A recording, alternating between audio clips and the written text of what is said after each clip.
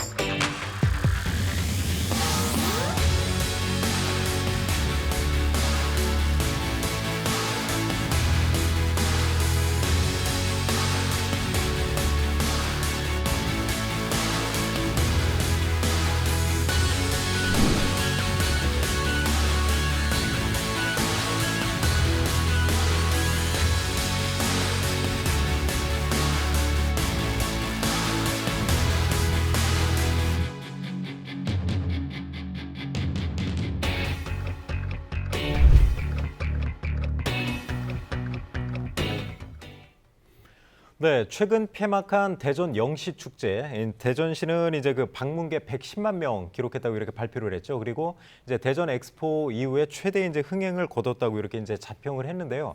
자, 패널 분들은 어떻게 좀 평가하시는지 한번 들어보겠습니다. 자, 최호택 교수님, 어떻게 좀 평가하세요? 네. 먼저 이제 아까 그 사회자께서 말씀하신 대로 이제 참여 인원이 110만 명 정도인데요. 이것은 이제 93년도 대전 엑스포 이후에 단일 행사로서는 이제 우리 지역에 가장 많은 사람들이 몰린 이제 그런 축제였기 때문에 뭐 일단은 성공한 것으로 이렇게 보입니다. 그러나 이제 이 수치라고 하는 것은 지금 이것이 이제 정확한 데이터에 의한 것이라기보다는 이제 주최 측에서 추산하는 그런 숫자이기 때문에 네. 좀 더 깊이 있는 그런 분석이 좀 필요할 것 같고요. 두 번째, 사실 요즘에 제일 핫한 것은 뭐냐면은 안전이잖아요. 그렇죠. 예. 그러나 지난번에 이제 우리 잼버리 대회 때도 사실 안전 문제 때문에 지금 국가적인 그런 뭐 망신도 당하기도 하고 이렇게 했었는데 그 바로 이어서 치러진 이 대전 영시 엑스포 같은 경우에는 저 축제 같은 경우에는 지금 이제 안전 사고가 단 한 건도 일어나지 않았다고 하는 겁니다. 그래서 네. 그만큼 하루에 뭐 한 350명 정도의 안전 요원들이 투입이 되었기 때문에 이렇게 좀 할 수 있었는데 이거는 어떻게 보면 이제 준비를 철저히 했던 것도 있고 또 대전 시민들의 어떤 노력이 같이 포함된 것이 아닌가 하는 생각을 좀 해보고 있고요. 네. 그 다음에 이제 저도 이제 행사장을 한 2번 정도 가봤는데요. 참 깨끗하더라고요. 네. 보통 이제 행사장을 가면 되게 쓰레기도 많고 지저분하고 이렇게 돼 있는데 그런 것들이 이제 눈에 거슬리지 않는다라고 하는 것은 그만큼 또 준비를 많이 했다는 것이고요. 또 주최 측에서 얘기하는 것은 이제 외지인이 70% 정도 참여를 네. 했다고 그러잖아요. 근데 모르겠습니다. 제가 제 눈에 봐서는 외지인들이 이렇게 많아 보이지는 않는데 뭐 어떤 통계를 알겠습니다. 가지고 한 건지는 잘 모르겠습니다. 알겠습니다. 아무튼 최호택 교수님은 일단 이제 안전 부분 또 이제 청결 그런 부분에서 좀 이제 성공했다 그렇게 좀 평가를 하셨고요. 이희성 교수님은 어떻게 좀 평가하세요? 민선 8기의 대표적인 공약 사업이었죠. 그리고 대전이 이제 대표 축제가 좀 부재하다, 또 노잼 도시다, 뭐 이런 오명을 좀 벗기 위해서 이번에 준비를 했는데 흥행 면에서는 좀 성공을 했다 이렇게 좀 보여지고 특히나 이제 행사를 준비하는 동안에 굉장히 체계적인 홍보 마케팅을 좀 펼친 것도 그렇죠. 한 요인이라고 생각이 됩니다. 또 가장 좀 염려됐던 게 이제 8월 굉장히 더운 그 기간에 축제가 있다 보니까 태풍이라든가 폭염 이런 어떤 기후에 대한 리스크도 많이 걱정을 했는데 다행히 운 좋게라는 표현을 써야 될지 모르겠습니다만 태풍도 잘 지나갔고 그 끝에 날씨도 좀 선선해지는 그런 기간이어서 안전사고 말씀하셨다시피 안전사고 없이 잘 마쳤다. 그래서 운영적 측면에서는 잘 됐다라고 총평을 할 수가 있고 다만 이제 컨텐츠 부분에 대해서는 뒤에 좀 말씀 또 나누겠지만 그렇게 하시죠. 좀 부족한 부분이 있는 건 사실입니다. 뭐 다행이라고 말씀을 하셨지만 사실 그 영시축제 개막 전날 이제 태풍이 그때 이제 휩쓸고 갔거든요. 그 부분에서는 상당히 좀 운이 좋았던 것 같습니다. 자, 김동섭 위원님은 어떻게 평가하세요? 네네. 사자성어로 줄탁동시. 그러니까 코로나 때문에 많이 취소되고 축소됐던 지역의 축제들이 이번 영시축제를 기화로 해서 대전 시민들이 많이 모이는 그런 계기가 됐다고 생각합니다. 다만 그런 연인원이 일주일 동안 모인 인원이 110만 명 추산인데요. 사실은 그 가성비 면에서 볼 때는 또 사실은 우리가 한 번 더 검토를 해봐야 하지 않겠느냐 네. 생각이 듭니다. 그 이희성 교수님 조금 전에 이제 말씀하시면 여지를 좀 남기셨어요. 이제 콘텐츠 부분에 대해서 하실 말씀이 좀 있을 것 같은데 사실 이제 관광객, 방문객은 110만 명 이렇게 이제 시에서 발표를 했지만 사실 뭐 딱히 볼거리는 없었다 이런 좀 비판도 좀 나오고 있어요. 어떻게 보세요? 좀 규모 있는 먹거리 존을 한 5개 정도 운영해서 외지인들이 와서 봤을 때는 원도심 야시장 축제라는 이야기를 좀 많이 하시더라고요. 아, 예. 그러니까 영시 축제가 갖고 있는 축제의 정체성, 그리고 이제 철도 문화라는 상징성을 가지고 어떤 철도 관련된 컨텐츠를 좀 볼 수 있을 거라는 것들이 좀 부족했고, 또 무엇보다도 이제 대전 브루스를 또 모태로 하지 않았습니까? 네. 이 부분도 좀 축제장에서 많이 드러나지 않았고, 또 대표 음식이라고 할 수 있는 우리가 또 가락국수, 또 성심당 빵 이런 것도 상대적으로 조금 부족했다 이런 평가들이 있는데, 어찌됐든 지금 110만이라는 그 양적 성과를 발표를 했지만 이것은 제가 볼 때는 저도 뭐 한 10여 년 넘게 문화관광 축제를 평가한 입장에서 좀 과다 추정된 게 아닌가 이런 생각이 듭니다. 왜냐하면 앞으로 축제를 준비하려면 정확한 데이터와 통계를 통해서 좀 준비를 해야 되는데, 지금 왜 이러한 빅데이터를 근거로 했다고 110만이 나왔냐, 제가 생각하기에는 축제장 한복판이 대전 역이 포함이 돼 있습니다. 네. 양쪽으로 이제 누들 페스티벌 소재동과 대전역 앞으로. 그러다 보니까 이 빅데이터라는 것이 핸드폰을 켜고 있는 사람은 모두 통계로 잡히거든요. 그러니까 기차를 타고 대전역에 들어온 모든 승객들도 다 축제 방문객으로 잡혔을 개연성이 되게 높고, 네. 그러다 보니까 외지인이 70%로 잡히지 않았나 이런 생각이 들고, 제가 물론 로 데이터를 갖고 있지는 않지만 이제는 좀 더 정확한 통계를 가지고 다음 해를 준비했으면 좋겠고, 우리나라 최대 테마파크인 에버랜드도 하루 최대 입장객 수를 8만 7천 명으로 잡고 있거든요. 네. 그럼 뭐 전체적으로 우리가 축제했던 공간이라든가 에버랜드의 공간을 상대적으로 비교했을 때도 좀 더 과잉된 그런 또 수치로 볼 수밖에 없다 이렇게 생각이 듭니다. 그 최우택 교수님은 행사장 가보셨나요? 축제장? 네, 제가 한 2번 정도 가봤습니다. 좀 어떻게 평가하세요? 전체적으로? 글쎄요, 뭐 여러 가지 뭔가를 하기는 하는데 딱히 눈에 들어오는 것은 없었습니다. 네. 제가 이제 우리 그 영시 축제 말고도 이와 비슷한 규모로 치러지는 것이 이제 세계적으로 보면 에딘버러 타투 축제가 있고요. 그다음에 이제 일본의 사포로의 눈 축제가 있는데 네. 그런 데 가면은 이제 명확해요. 콘텐츠가. 그죠? 그러니까 예를 들어서 에딘버러 타투 축제 같은 경우에는 이제 그 뭐 공연이 있잖아요. 그러니까 주로 이제 길거리 공연이나 이런 것들 전 세계에서 유명하다고 하시는 분들이 다 와서 이제 공연을 하다 보니까 골목골목 사람들이 이렇게 그득그득 있는 거고요. 우리 같은 경우에는 지금 이제 예를 들어서 뭐 대전역하고 구 충남도청 사이에 그 도로에 지금 많은 사람들이 모여 있고 공연장이 있고 이렇게 되어 있는 거잖아요. 네.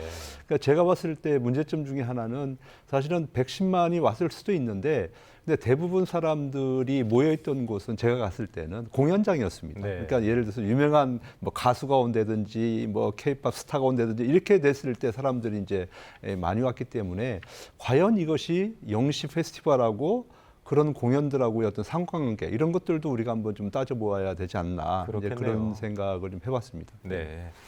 말로는 이제 영시 축제라고 하고 또 이제 대전 브루스를 상당히 강조를 했었지만 사실 이제 두 분 말씀하시는 거 들어보면 그런 특색이 좀 없었다 이런 말씀을 좀 하시는데, 김성섭 위원님도 몇 번이나 가보셨어요? 축제 저도 한 기간? 2번 가봤습니다. 처음 개막식 날도 가보고 중간에 한번 가봤는데, 사실은 천편일률적인 것이 그 부스가 쫙 설치되어 있고 네. 거기서 뭐 판매한다거나 안내한다거나 홍보하고, 그 다음에 한쪽에는 먹는 먹거리론 그 여느 축제랑 사실 특색이 없는 거죠? 없습니다. 예. 그래서 상당히 안타까웠던 부분이 뭐냐면 대전을 나타낼 수 있는 정체성, 그 다음에 또 영시 축제라고 하는 그 모티브를 제대로 반영시킬 수 있는 그런 콘텐츠가 없지 않느냐. 뭐 좀 우스갯소리로 그러면 대전발 영시 50분 KTX나 무궁화호를 동시에 출발시키든지 네. 동시에 오든지 뭐 그런 게 뭔가 좀 있었어야 하는데 그것이 없었단 말이죠. 영시에는 아무것도 할 수가 없었으니까요. 그렇겠네요. 네, 그래서 상당히 그런 그 축제의 정체성이 모호하다. 그래서 앞으로는 그런 부분에 대해서 좀 더 고민해야 되겠다는 생각을 했습니다. 그 축제 이제 뭐 외형적으로는 일단 성공을 했는데 이제 최우택 교수님은 영국의 이제 에딘버러 축제나 일본의 삿포로 축제 말씀하셨는데 그 이성 교수님은 오랫동안 이제 축제 분야 경험이 있고 자문도 좀 해오셨잖아요. 네. 국내에는 뭐 비슷한 축제가 없나요? 거기랑 비교하면 좀 어때요? 지금 뭐 첫 술에 배부를 수는 없고요. 이제 첫 발을 뗀 거죠. 모든 축제들이 그렇습니다만 시간이 지나야 됩니다. 일정 시간이 지나면서 안정궤도로 오르고 또 어떠한 그 시행착오도 좀 잡을 수 있고 네. 뭐 지금 말씀하신 여러 외국의 축제들을 우리가 상대적으로 비교를 하는데 처음에 이제 우리가 축제를 처음 우리 국내에 도입될 때는 말씀하신 대로 외국의 사례 특히 벤치마킹이라는 걸 통해 가지고 좀 흉내내는 형태로 갔는데 이제는 로컬리티라는 부분이 강조되면서 지역만이 갖고 있는 차별화된 요소를 좀 끌어다가 차별화를 시키거든요. 네. 그런 부분에서 지금 대전역과 그 충남도청의 그 공간이 갖고 있는 특성을 좀 잘 분석을 할 필요가 있고요. 너무 그 외국의 사례라든가 국내 사례에 의존하는 형태의 이제 방식은 좀 벗어나야 된다 이런 생각이 듭니다. 그리고 제가 또 하나 강조하고 싶은 것은 지금 영시라는 어떤 그 브랜드가 굉장히 좋아요. 네. 그리고 이 시간적 개념에 대한 접근성도 좋고 근데 그거에 대해서 깊이 있게 고찰하거나 연구하는 과정은 좀 부족했던 것 같아요. 네. 과거, 현재, 미래라는 어떤 시간 여행이라는 컨셉을 도출했지만은 그것을 실제 축제장에서 반영 이렇게 뭔가 드러내놓고 이렇게 관객께 주는 거는 좀 약했던 것 같습니다. 그래서 이것을 이제 첫 술에 배부를 수 없다 제가 말씀드린 것처럼 정확한 평가를 통해서 내년 후년 계속 좀 지속성을 가지고 진행됐으면 좋겠습니다. 아무튼 대전시에서 이제 이장우 시장이죠. 특히 이제 좀 역점적으로 이제 미는 축제 중에 하나로서 이제 뭐 성공하면 지역 경제에도 도움이 되고 좋은 걸 텐데 일단 뭐 첫 번째 축제라 그런가 좀 불편 사항이 좀 많았습니다. 이제 차량 통제 또 이제 택배 차량 진입 금지 또 이제 상인들은 사람들은 많이 오는데 뭐 정작 장사는 안 된다 이런 좀 불만도 있고 해서 여러 가지 민원이 많았었는데 그 김동섭 위원님이 보시기에는 뭐 가장 시급하게 좀 개선해야 될 점 어떤 걸 꼽을 수 있을까요? 일단은 기간이 너무 길었어요. 아 일주일이요? 네, 제가 볼 땐 그렇습니다. 피로감이 좀 있는 것 같았고요. 그 다음에 시기적으로 너무 한여름 폭염이 네. 있어서 상당히 좀 여러 가지 어려움이 좀 수반됐었고요.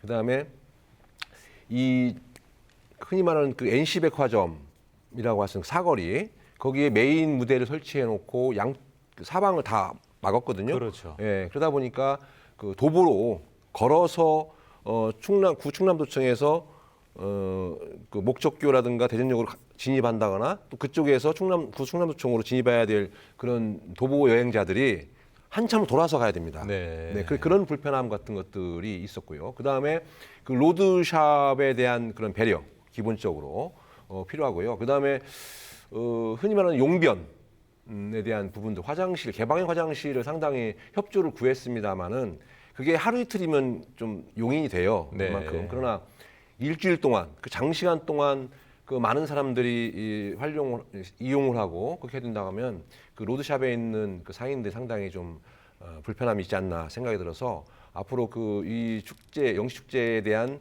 평가를 좀 더 사실관계에 의해서 명확히 하고 그래야 거기서부터 대책이 나오고 그 다음에 행보가 대안이 있다고 생각합니다. 그래서 네. 면밀하게 좀 봐야 된다고 생각합니다. 여러 가지 말씀하셨는데 그 중에서 이제 시기를 말씀하셨는데 사실 한여름이잖아요. 그때 이제 태풍의 위험성도 있고 또 폭염 또 이제 장마 그런 것까지 문제가 있을 텐데 위원님이 보시기에는 어느 때가 그럼 가장 적절하다고 좀 보세요? 대전발 0시 50분이라고 하는 부분들이 사실은 이제 그 제가 한번 저도 검색해봤어요. 그 대전 브루스라고 하는 노래에서 나온 건데 그 대전역 그 플랫폼에서 연인들이 헤어져서 기차를 타고 떠나는 거에 되게 애틋한 걸 봐서 바로 그냥 거기서 작사를 했다고 그런 네. 그 에피소드가 있었습니다. 그렇듯이 만약에 그렇다고 하면은 좀 더 낮 길이보다 밤의 길이가 좀 긴 그런 그 시기를 좀 선택했으면 좋겠다 생각이 듭니다. 그래서 가을이나 초겨울 정도에 했으면은 더 좋지 않겠나 생각합니다. 네. 자, 최우택 교수님은 이제 긍정적으로 평가하신 부분도 있고 한데 사실 지금 김동섭 위원님 말씀 들어보면 여러 가지 이제 문제점이 좀 노출이 됐었단 말이에요. 좀 개선해야 될 점 어떤 걸 꼽을 수 있을까요? 그러니까 이제 첫 술에 배부를 수는 없는 거잖아요. 그런 차원에서 그렇죠, 예. 보면은 뭐 일정 부분 성공한 측면이 있다. 이제 그런 평가를 하고 싶은 건데요.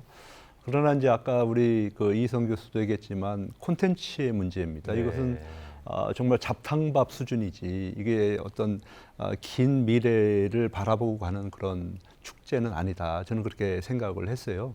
근데 왜냐하면 이제 우리 이 대전 충청권 같은 경우에는 자치단체장의 임기가 그렇게 길지를 못합니다. 그래서 지금까지의 축제들이 계속 발전하지 못한 이유 중에 하나가 이제 그런 거잖아요. 근데 이제 예를 들자면 우리가 이제 한평에 나비 축제가 되든 그다음에 이제 진주 유등 축제가 있지 않습니까? 네. 남강에 이런 것들은 콘텐츠가 분명하기 때문에 자치단체장이 바뀌더라도 그것을 흔들 만한 그게 없어요. 네. 그래서 이제 꾸준히 갈 수밖에 없는 거거든요.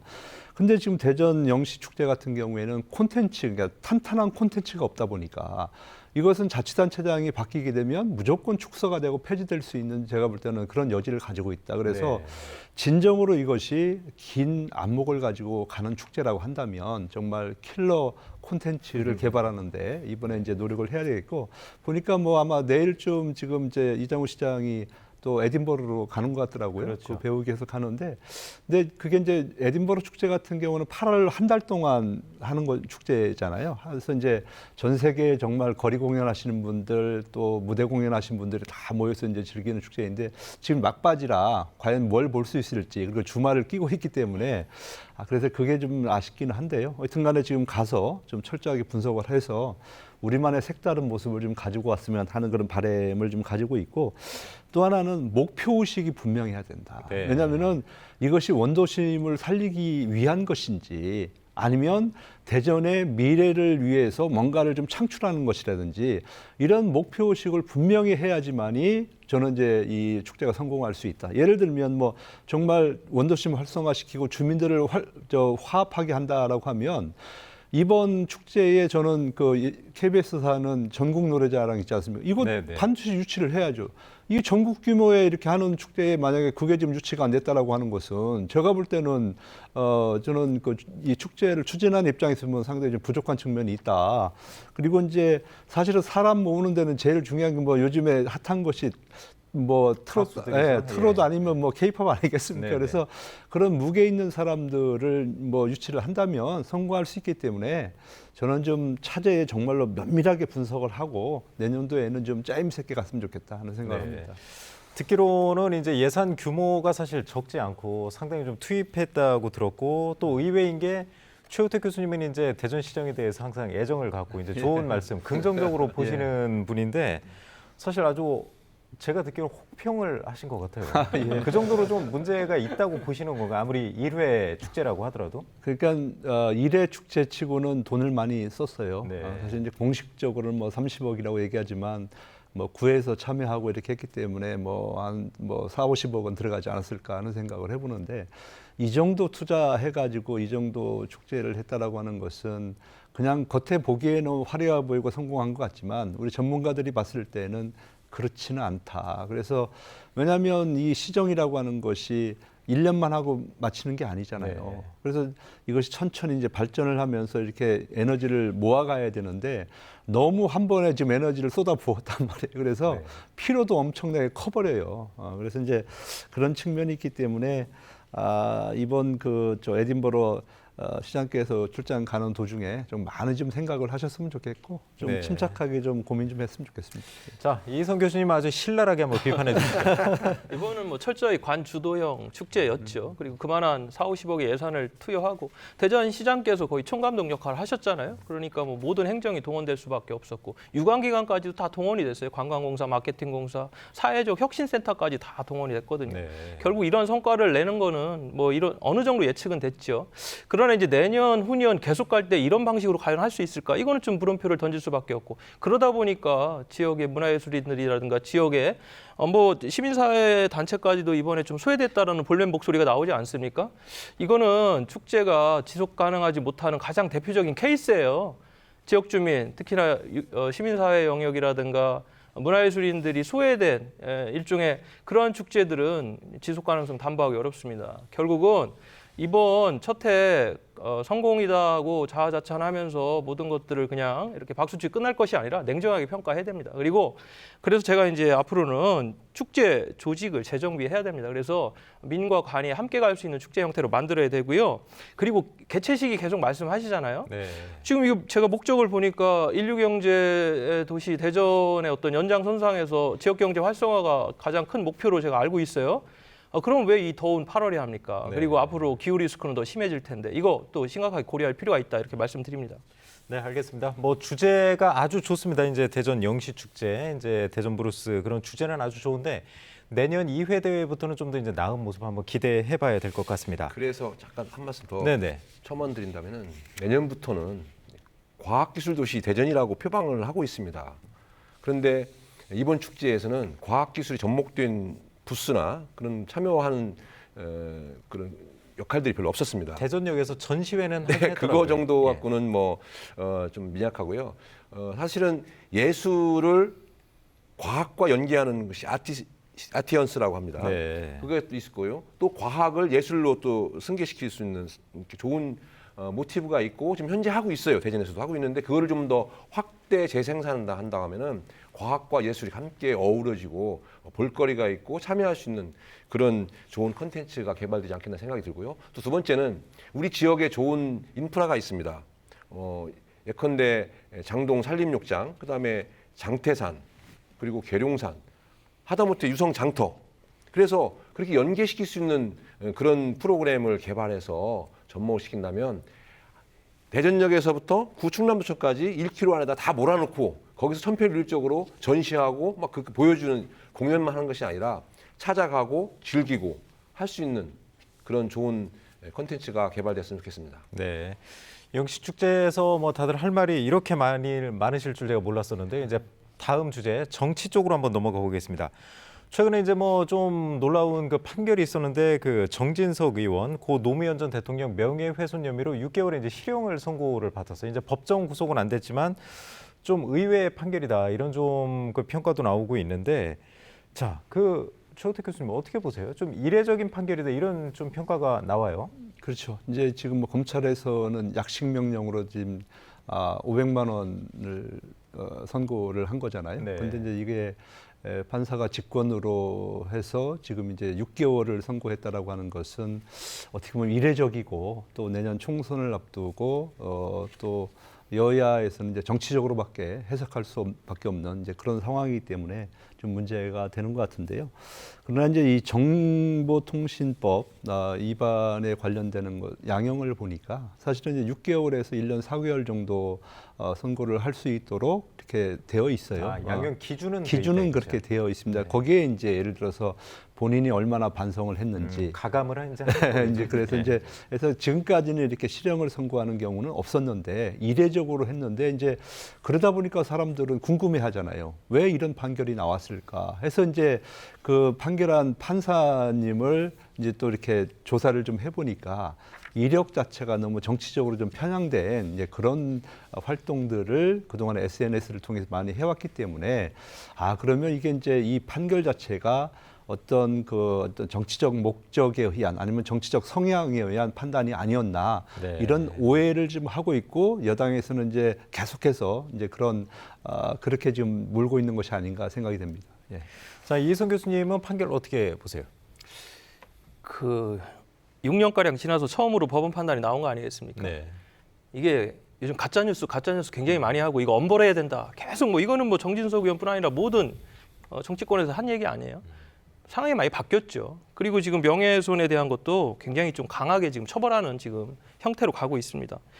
지금 그 정진석 그 의원이 그 당시 페이스북에 올린 글을 보면 굉장히 뭐라고 할까 이게 지금 말씀드리기 어렵지만 굉장히 좀 비하하고 그런 부분에 대해서 저는 뭐 이렇게 양형의 어떤 정도를 따지기 전에 이런 건 엄벌의 사유가 분명히 된다. 저는 그런 생각이 들고 다만 이러한 것들을 자꾸 판사의 정치 성향이라든가 정치적 해석으로 내놓으면 그럼 사안마다 다 그렇게 할 겁니까? 물론 정치인들의 특성은 그렇습니다만은 그러니까 내노란불 소리 계속 듣는 거거든요.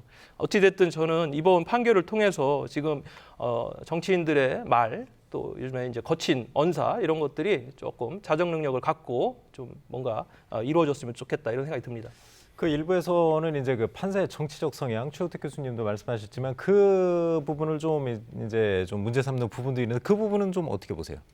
그건 뭐 어차피 이제 나에게 불리한 판결이 왔으니까 그 부분에 대해서 이제 메시지가 아니라 메신저를 공격하는 게 정치인들의 그런 행태 아니겠습니까? 네. 아니 판사는 그 권한이 있는 거예요. 양형할 권한이 있는 것이고 그 또 판사라는 직무 자체가 그런 겁니다. 근데 뭐 그거에 대해서 판사의 정치 성향을 공격한다? 이거는 저는 뭐 말이 안 된다고 생각합니다. 김동섭 위원님은 네. 이제 정치인이셨고 이제 네네. 이런 분야에 관심이 많으실 것 같은데 네네. 이 정도 형이 나올 거라고는 예측은 못 하셨죠, 그래도. 그렇죠. 근데 좀 이례적인 건 사실입니다. 네. 왜냐하면 검사가 기소한 그 내용을 벗어나진 않거든요. 웬만하면은. 근데 좀 전에 우리 최우택 교수 말씀하셨다시피 약식 명령으로 해서 500만 원의 벌금을 처했습니다. 네. 그러면 500만 원 이내에서 결정이 해야 되는데 담당 그 재판부에서는 직권으로 재판 회부를 했어요. 그러면 이거는 검사가 수사하고 조사하고 기소한 내용보다 훨씬 더 중하다고 판단됐기 때문에 재판부가 직권 회부를 했거든요. 그 내용인즉슨 보니까 이례적으로 검사의 수사 기간이 너무 길었다. 네. 한 5년 넘게 끌었거든요. 막말로 끌었는데 그러다 보니까 재판부에서 이번에 엄벌을 한 것 같습니다. 그래서 징역 6개월이라는 아주 이례적인 판결을 한 것 같고요. 다만 이제 원래는 그 정도면 법정 구속을 해야 되는데 법정 구속 안 한 이유가 좀 더 그 다툼을 해봐라 그거였고요. 두 번째는 국민의 대표 기관 아니겠습니까? 국회의원은 그래서 함부로 구속하면 안 된다 생각해서 이례적으로 양형을 했습니다마는 어쨌든 이번 그 정진석 의원의 그 양형에 대한 부분은 사자 명예훼손, 그다음에 정보통신망법에 의한 그런 불법 행위에 대해서 엄벌을 가하겠다 그런 취지를 봅니다. 다만 뭐 재판부의 성향에 대해서 왈가불고 있습니다만은 그나마 우리 대한민국에서 최후의 보루 모두 믿을 수 있는 거는 사법부, 법원밖에 없습니다. 네. 그러면 이희택 교수님이 보시기에 정진석 의원 이제 내년 총선도 또 출마하고 해야 될 텐데 앞으로 어떻게 좀 대응을 할 것으로 보이나요?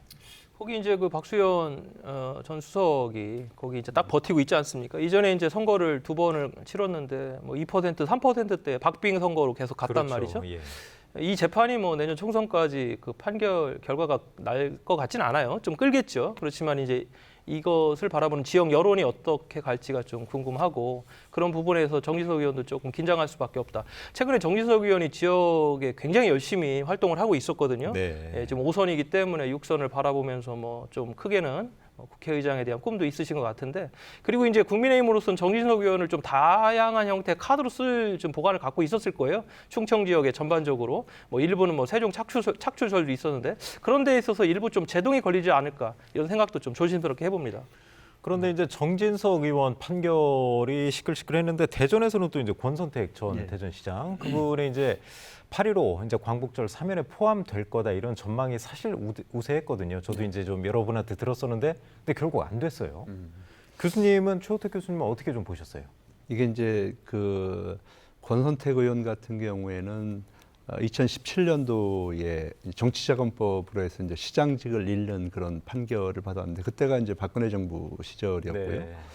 그때 이제 문재인 전 대통령께서 당 대표를 하던 시절이었어요. 그래서 이제 그 판결을 앞두고 그때 당시 판결이 이제 대전고법에서 있었는데 와가지고 이건 문제가 있으니까 이건 잘 좀 해달라고 이제 호소도 하고 이렇게 했던 이제 그런 사건이에요.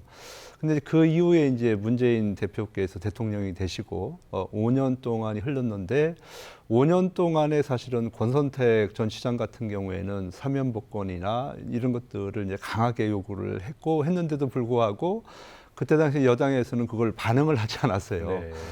근데 이제 최근에 다시 이제 이분이 뭐 기자회견도 하고 이렇게 하면서 이제 등장하면서 만약에 나를 사면을 해준다라면 나는 또 다른 선택을 할 수 있다. 네, 뭐 이런 선택. 얘기까지도 하면서 이제 내심 이제 기대를 하고 이렇게 했던 부분이 있는데요.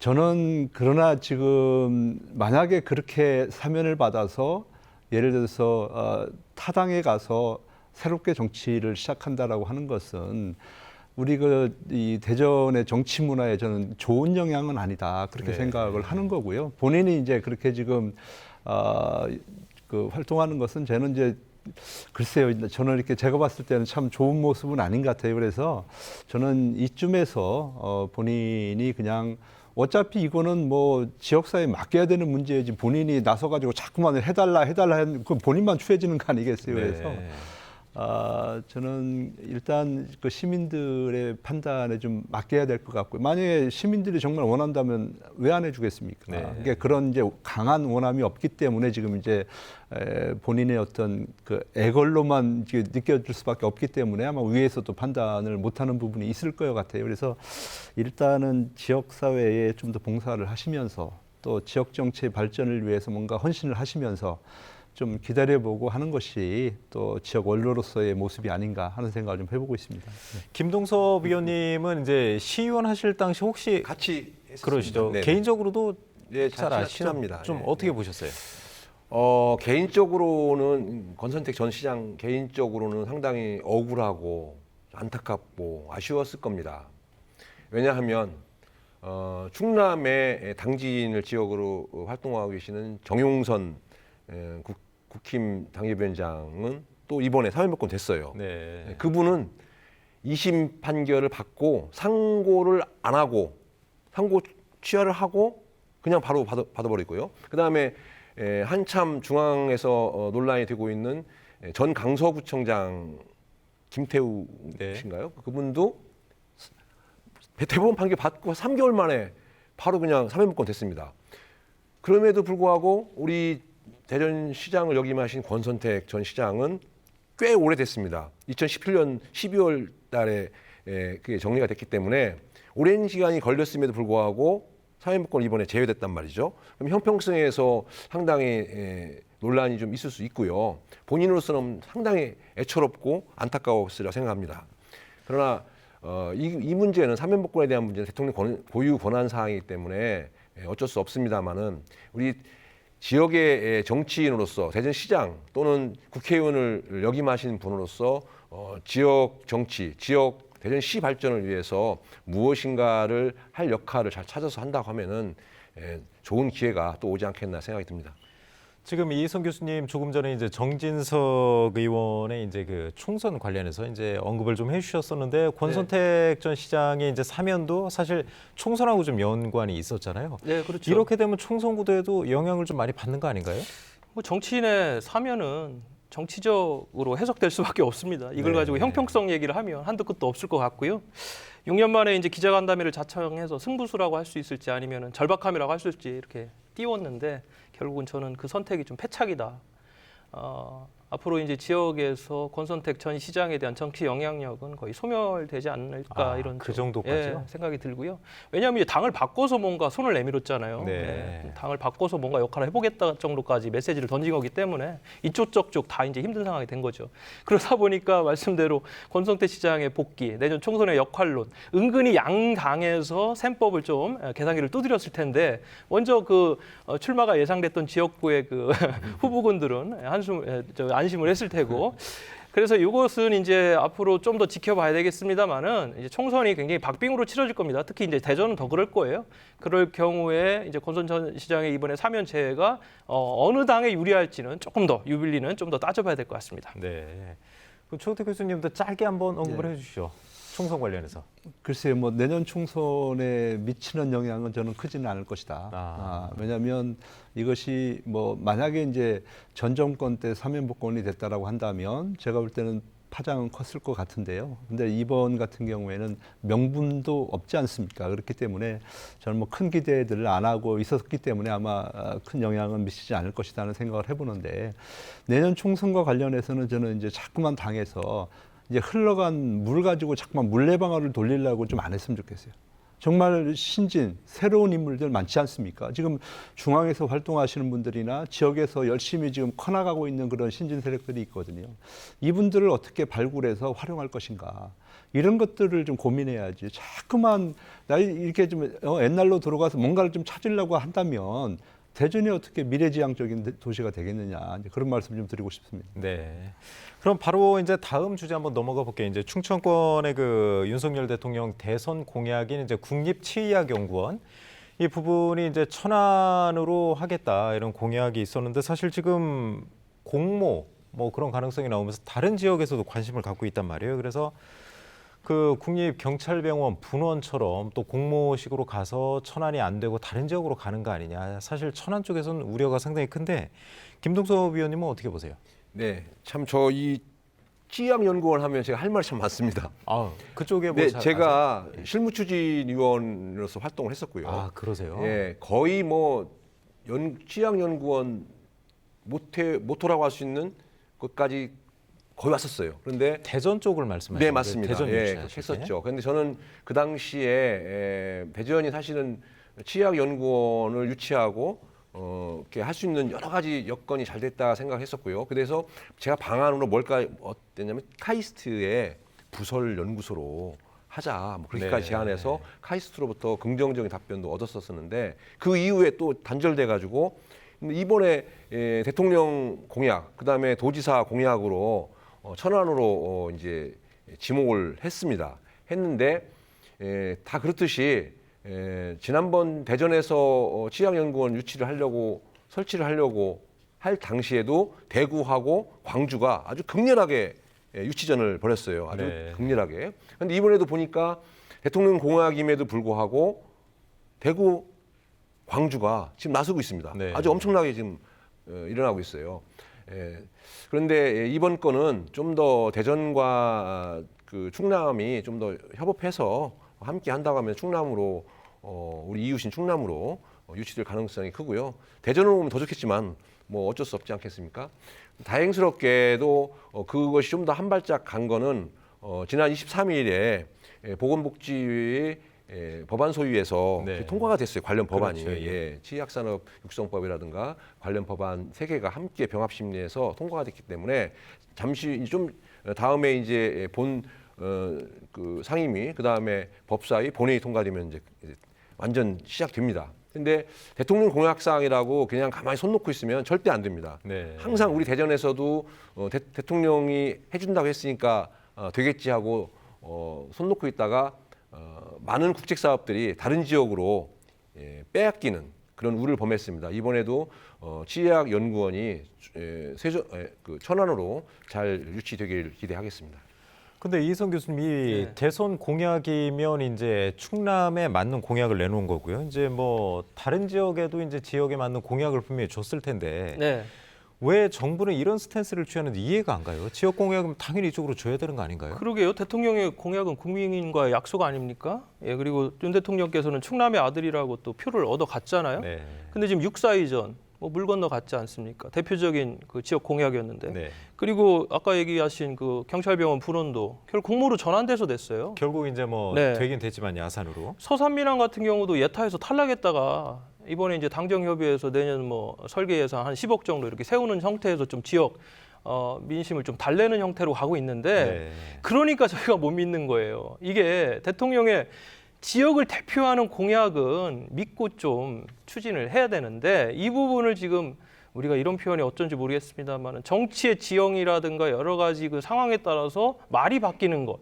그래서 저희가 이것을 지금 안심하지 못하는 것이고 대구가요. 지금 이 부분에 대해서 대구 쪽에 제가 오기 전에 언론들을 쭉 이렇게 스크랩 해봤더니 엄청나게 이 유치전에 뛰어들고 있고 기대감이 굉장히 큽니다. 또 네. 그쪽 지역의 정치인들이 똘똘 뭉쳐서 지금 가고 있어요. 지금 TK 민심이 안 좋지 않습니까? 내년 총선을 앞두고 거기에 뭐 선물 하나 더 줘야 됩니다 하면 이게 바뀔 수가 있는 거예요. 이런 좀 부분들을 우리가 좀 심각하게 받아들이고 충남 우리 특히 대전 포함해서 정치권들이 좀 똘똘 뭉쳐서 유치전에 좀 심혈을 기울여야 된다 이렇게 말씀드리고 싶습니다. 최호택 교수님은 이제 충남 쪽에서는 지금 서산 공항도 안 되고 이제 육사 이전도 사실상 지금 어려워졌다 이런 평가 나오고 또 경찰 분원 그것도 이제 그 공모 사업으로 전환돼서 좀 불만이 많았었는데 이번에 또 이런 일이 벌어지니까 좀 불만이 있을 것 같은데 왜 이런 일이 좀 벌어졌다고 보세요? 글쎄요, 저도 이제 아까 우리 이교수 말따나 좀 기대를 많이 했죠. 충청의 네. 아들이다. 또 표도 많이 가져가시고. 그래서 이제 다를 줄 알았죠.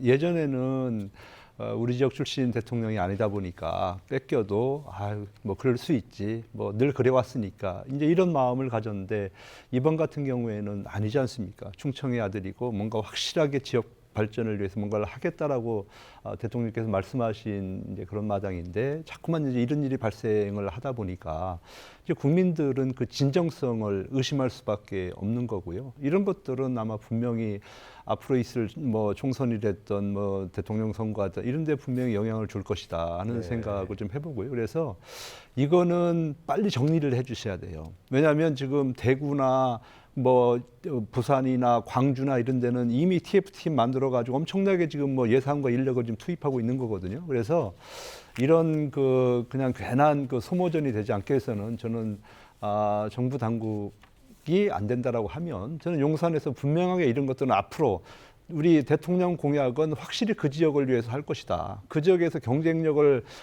가질 수 있도록 여러분들이 적극적으로 좀 도와줘라. 이런 식으로 이것이 나가게끔 좀 대통령께서 좀 정리를 해주시면 어떨까 하는 생각을 좀 해보는데 모르겠습니다. 그렇게 될지 안 될지는. 그러나 이제 분명한 것은 이런 것들이 차곡차곡 쌓여서 내년 총선부터 아마 표에 반영이 될 것이다. 그런 생각을 해봅니다. 예.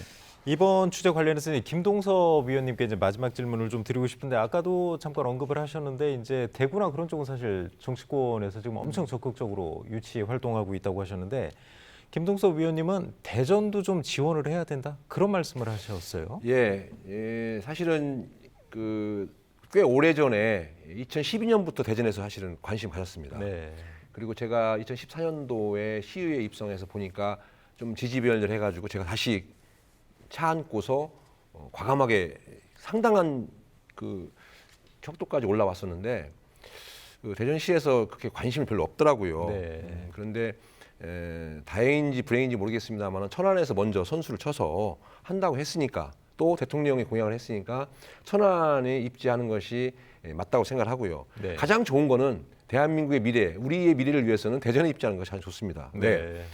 일단은 생명과학단지인 그 오송오창과 가깝고요. 그 다음에 기본적으로 생명과학연구원, 그 다음에 카이스트, 기타 여러 협업할 수 있는 연구원들이 많기 때문에 그런 인적 자원도 충분히 활용할 수 있기 때문에 대전이 가장 좋지만 뭐 나중에 공부를 하게 되면 대전도 가겠죠. 네. 그런데 그러면 상당히 혼전이 오고 그러다가 닥쳤던 게 지붕초사변격으로 뭐 대구나 천안으로 광주에. 공약이 돼 있기 때문에 아무튼 지역에서는 천안으로 가는 게 가장 네, 그나마 원활한 거 아닌가요? 그나마 아쉽지만 대전의 입장에서 볼 때 아쉽지만 천안으로 가는 것이 그나마 좀 괜찮지 않겠나 생각이 듭니다. 대전은 이미 이제 지난번 대선 때 사실 이제 천안으로 하기로 결정이 맞습니다. 되었기 때문에 예. 만약에 공모가 된다 할지라도 저는 지역 차원에서는 천안이 될 수 있도록 대전이 힘을 보태는 역할을 그렇죠. 해야지. 네, 네. 만약에 또 우리까지 또 거기 포함돼 가지고 또 욕심을 부린다면 정말 뭐 충청권 메가시티가 됐든 앞으로 추진돼야 되는 모든 사업들이 다 깨질 수 있기 협업이 때문에 없어질 겁니다. 네, 그래서 이제 협업 차원에서도 그건 그렇게 했으면 좋겠다는 생각을 좀 해보고요. 지금 대구 같은 경우에는 홍준표 시장은 대선을 치른 사람이에요. 네. 그러면은 이 대통령 공약이 얼마나 중요한가를 알고 있는 분이거든요. 근데 본인이 나서가지고 TF팀 만들고 이렇게 지금 하고 있는 거 아니겠습니까? 다음에 이분이 대통령 나온다고 우리가 가정을 했을 때 그분을 어떻게 믿을 수 있어요? 네. 우리는 절대로 믿을 수가 없는 거거든요. 그다음에 부산에 우리 박형준 시장 있지 않습니까? 이분은 지금 2030년도에 지금 엑스포를 좀 유치해야 되는 입장이거든요. 네. 그러면 우리 충청도도 도와야 되고 전라도 다 도와야 되는 그런 입장인데 자꾸만 이런 그 소탐대실하는 행동을 하다 보면 누가 과연 거기에 도울 수가 있겠습니까? 그렇기 때문에 대구도 그렇고 또 부산도 그렇고 큰 틀에서 대통령께서 또 이 충청을 위한 공약을 내세운 거기 때문에 또 이번에는 조금 뭐 양보는 아니죠. 그러니까 좀 자숙하는 모습을 좀 보이면 어떨까? 저는 뭐 네. 개인적으로 그런 생각을 좀 하고 있습니다. 네, 아무튼 대선 공약이었었고 이제 충남 천안으로 오기로 했기 때문에 이 부분은 반드시 좀 정리가 좀 필요할 것 같고요. 대선 공약이었었는데 이제 신규 사업을 따오는 것도 아니고 이제 공약으로 주겠다고 한 것까지 못 챙기면 지역 내에서도 정치 역풍이 클 것 같기 때문에 아무튼 정치권에서 똘똘 뭉쳐서 좀 반드시 쟁취를 좀 해야 될 것 같습니다. 자, 월간 이슈 진단 때 매번 못했었는데 이제 주목해야 될 뉴스 뭐 시간이 많지는 않은데 1분 정도 내에서 하나씩 그 8월에 혹시 주목할 만한 다른 뉴스가 있었는지 한번 최우택 교수님부터 말씀을 해주시죠. 네, 얼마 전에 그 부여군 의회 의원 부인께서 금은방을 했는데 뭐 골드바 명목으로 사람들에게 이제 뭐 투자 유치를 받았겠죠. 네. 한 90억 정도를 현재 받아서 근데 이분이 이제 잠적을 해서 지금 지역사회가 온통 지금 난리가 났고요. 그 군 의원님은 또 며칠 전에 또 이제 집에서 이제 네, 숨진 채 발견되셨죠. 발견이 되었기 때문에 저는 특히 이제 농촌 지역 같은 경우는 이런 게 많아요. 그러니까 무슨 뭐 개모임이다, 뭐 어디에 투자한다. 돈이라고 하는 것은 내가 벌어야지 벌 수 있는 거지 남한테 의지하고 될 수 있는 건 아니잖아요. 자꾸만 이런 데 속아가지고 지역사회가 술렁이는 것은 저는 바람직하지가 않다. 특히 지금 부에서 한 90억, 100억이라고 하는 것은 엄청난 금액이죠. 그 지역에서 돌아다니는 그 현금 다 갖다 쓴 거예요, 그게. 그러면은 한동안 지역사회가 얼마나 피폐해지겠습니까? 그렇기 때문에 정말 세상에 공짜 없으니까요. 그런데 현혹되지 말고 좀 그 지역사회가 안정적으로 갈 수 있도록 또 서로가 노력하는 그런 기회가 됐으면 하는 바람을 가지고 또 군의원의 어떤 또 명복을 좀 빌겠습니다. 네, 예. 수사 결과 한번 지켜봐야 될 것 같습니다. 자, 이희성 교수님은 어떤 그 다른 뉴스가 있을까요? 대전 시의회가 조금 그간 제대로 기능을 못한 데에 대해서 질타가 많았지 않습니까? 특히나 가장 중요한 기능은 입법까지도 패싱을 하고 그 네. 입법을 패싱한 것도 의원들끼리 그 뭐 플랜카드 하나 걸었다. 물론 뭐 그 안에는 이제 뭐 좀 상대를 비방했다 있는데 어찌됐든 국민의힘 시의원들 뭐 이해관계법 충돌 관련돼서 그런 걸 걸은 행인데 입법에 대해서 보이콧을 하고 또 청문회가 또 주요 기능인데 시설관리공단 이사장 청문회 할 때 보면은 뭐 자질, 전문성이라든가 도덕성, 뭐 전과가 있는데도 다 통과시키고 또 최근에는 뭐 모 의원이 또 그 사무처 직원 일종의 뭐 좀 신체적 접촉 이런 문제까지 계속 지금 대전 시의회가 왜 이러는지 모르겠습니다. 네. 물론 이제 최근에는 협치하겠다 손은 잡았는데 앞으로 좀 시의회, 대전 시의회의 역할 어떻게 진행될지 좀 지켜보는 것 좋겠습니다. 네, 김동섭 위원님도 짧게 한 가지만 말씀해 주시죠. 네, 지난 23일입니다. 대전 충청권의 항상 희소식이었는데요. 좀 전에 사회자께서 말씀 있었습니다만 서산공항이 그 설계비 10억이 반영되는 네. 그런 당정 협의가 잘 됐고요. 그 다음에 대전의 트램 사업도 사업비 증액과 적정성이 다 통과가 돼서 내년도 예산에 반영이 될 것 같습니다. 그다음에 또 한 가지 주목해야 될 것이 우주산업 클러스터로 해서 우리 지역의 우주산업 관련된 인재 양성 그런 설치 시설물 또는 그런 프로그램을 구축할 수 있도록 약 973억 원 정도가 계상이 돼서 내년부터는 대전이 우주산업의 삼각 클러스터 중 한 곳으로서 연구개발 및 인재 양성 주축을 담당하게 돼서 좋은 소식을 전달하겠습니다. 네, 세 분 말씀 감사합니다. 오늘은 월간 이슈 진단으로 지역 현안을 점검했는데요. 앞으로 지역사회의 역량을 결집해 최선의 대안을 모색해가면 좋겠습니다. 자, 생생토론 여기서 마치겠습니다. 토론에 함께하신 세 분 모두 감사드리고요. 시청자 여러분 고맙습니다.